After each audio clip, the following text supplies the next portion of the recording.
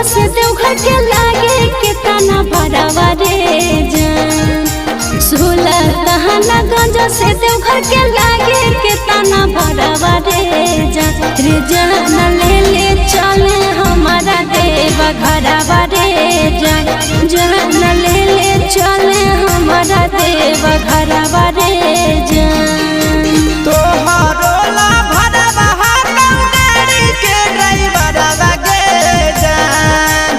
तोहरो ला भरवा गाड़ी के ड्राइवरवा गे जान। ये जान ले ले जइबो टरकवे से देवा घरवा गे जान। ये जान ले ले जइबो टरकवे से देवा घरवा गे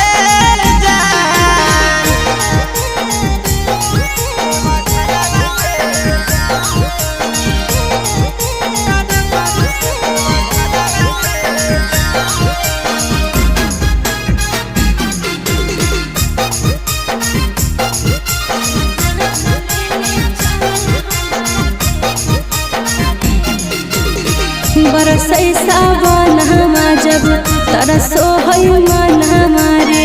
कहियो नहीं गेलिए छोड़ा भोला के भवन हमारे। रेडी रही हो जान काले हक देवई गरी आगे। पहले सो मारी ले जइबो बाबा के दुआरी आगे। अरे पहले से किनले ही गेरुआ सूट सलवारवा रे जान। पहले से किनले ही गेरुआ सूट सलवारवा रे जान। जान ले ले चले हमारा देवा घरवा रे जान। ये जान ले ले जइबो टरकवे से देवा घरवा गे जान।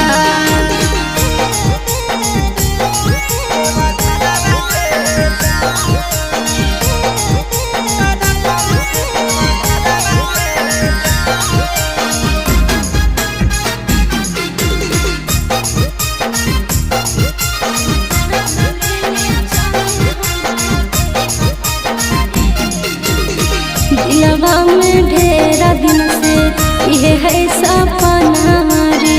करबै दर्शन बाबा के पूरा तैयार मन रे।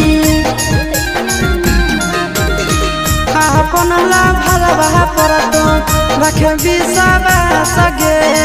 तोरा हम लेके जइबो बाबा के पास गे। साथे जइते आशीष यादव चिंटू ड्राइवरवा रे जान।